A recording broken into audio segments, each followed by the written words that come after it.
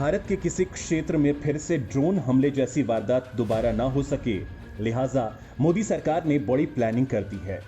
जो आने वाले दिनों में इमरान खान की ड्रोन गैंग और जिनपिंग के कागजी शेरों पर भारी पड़ने वाली है। ड्रोन हमले के बाद तुरंत एक्शन लेते हुए मोदी ने तगड़े फैसले लिए हैं। भारत इन हमलों को रोकने पर ही नहीं, दुश्मन की मांद में घुसकर उसे उड़ाने पर फोकस कर रहा है, यानी एक ही वार से कई शिकार किए जा सकें।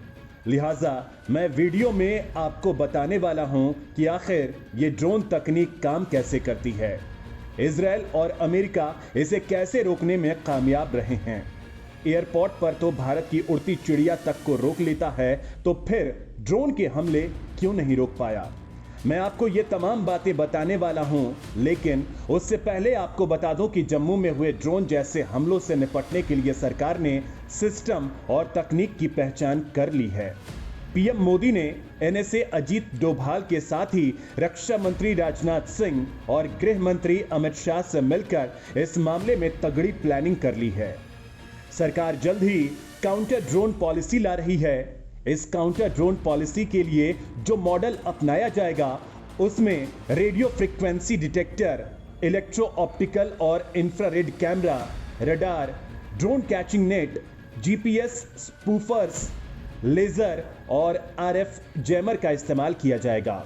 बताया जा रहा है कि इस टेक्नोलॉजी को डील करने के लिए भारतीय वायुसेना नोडल एजेंसी की तरह काम करेगी। सरकार चाहती है कि भविष्य में ड्रोन हमलों से निपटने की कोशिशों को एयरफोर्स कोऑर्डिनेट करे। काउंटर ड्रोन से निपटने की तकनीक में देश की tech intelligence agency national technical research organisation की मदद भी ली जाएगी।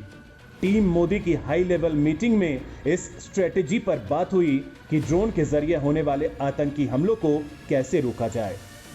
जल्द ही सीमा सुरक्षा बल यानी बीएसएफ को भी एक ऐसा प्लेटफॉर्म मिलने वाला है जो उड़ने वाली संदिग्ध वस्तुओं या मानव रहित विमानों का पता लगाने और तेजी से रिएक्ट करने में सक्षम होगा।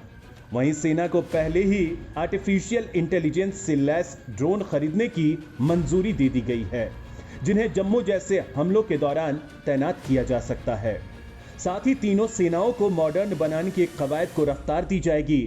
सेना पहले ही भविष्य की चुनौतियों से निपटने के लिए आर्टिफिशियल इंटेलिजेंस, संज्ञानात्मक विज्ञान, robotics, drone, quantum computing, nano technology और साइबर क्षमताओं पर काम कर रही है। तीनों सेनाओं और प्रमुख राष्ट्रीय सुरक्षा योजनाकारों की अगले कुछ सप्ताहों और महीनों में सिलसिलेवार बैठकें होंगी। इसका मकसद नीति बनाने के काम में तेजी लाना है। सूत्रों ने कहा कि सेनाओं को ड्रोन हमलों से निपटने के लिए ड्रोन रोधी तकनीक हासिल करने पर ध्यान केंद्रित करने को कहा गया है। जम्मू हमले के बाद भारतीय वायुसेना ने सीमावर्ती क्षेत्रों में अपने सभी ठिकानों पर सुरक्षा बढ़ा दी है। रक्षा अनुसंधान और विकास संगठन यानी डीआरडीओ ने 2 से 3 किलोमीटर के क्षेत्र में दुश्मन ड्रोनों को मार गिराने के लिए ड्रोन रोधी प्रौद्योगिकी विकसित की है, जिसके दायरे को अब और बढ़ाने पर फोकस किया जाएगा। यानी अब पाकिस्तान की बाजवा गैंग की बर्बादी की स्क्रिप्ट रेडी है। लेकिन आपके दिमाग में सवाल उठ रहे होंगे कि ये ड्रोन्स कौन सी तकनीक पर काम करते हैं और हमला कैसे करते हैं। तो दोस्तों, आपने अक्सर शादी के दौरान फोटोग्राफी के लिए ड्रोन का इस्तेमाल होते हुए देखा होगा। ड्रोन को अनमैन्ड एरियल व्हीकल यानी यूएवी भी कहा जाता है, यानी मानव रहित विमान।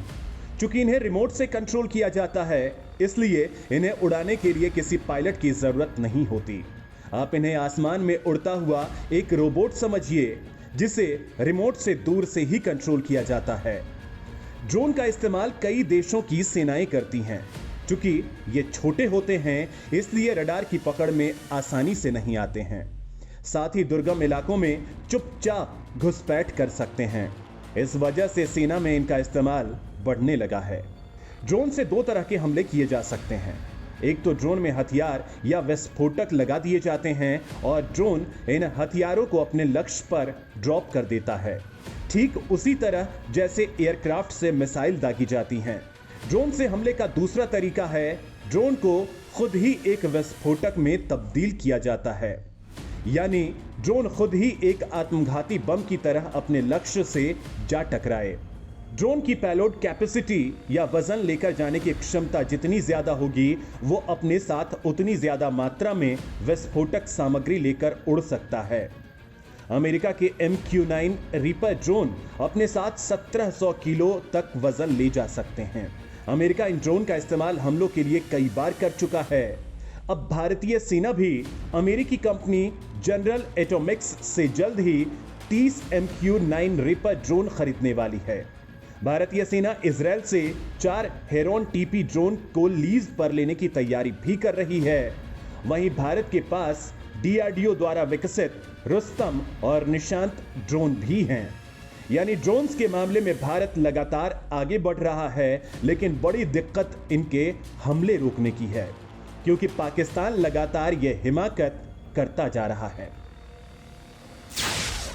कैसे रोके जाते हैं ड्रोन्स के हमले? ड्रोन हमलों को रोकने के लिए दुनिया के कई देश अलग अलग टेक्नोलॉजी अपनाते हैं। इजरायल के लिए आयरन डोम बनाने वाली कंपनी राफेल ने ड्रोन डोम भी विकसित किया है, जो ड्रोन को डिटेक्ट कर लेता है। इस टेक्नोलॉजी में जैमर, रडार और सेंसर के जरिए ड्रोन को डिटेक्ट कर लेजर से उन्हें नष्ट कर दिया जाता है। इसी तरह अमेरिकी कंपनी फॉर्टम टेक्नोलॉजी ने ड्रोन हंटर नाम से टेक्नोलॉजी डेवलप की है।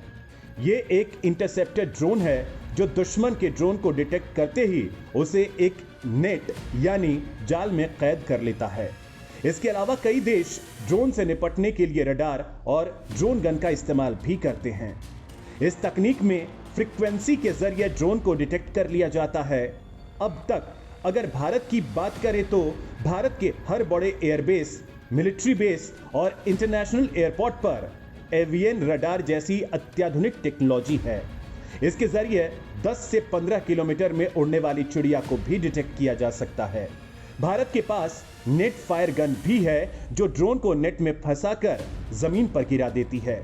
इतना ही नहीं, DRDO एंटी ड्रोन सिस्टम पर भी काम कर रहा है, जो इसी साल के आखिर तक तैयार हो जाएगा। इसके जरिए 3 किलोमीटर के दायरे में उड़ने वाले ड्रोन को डिटेक्ट किया जा सकता है।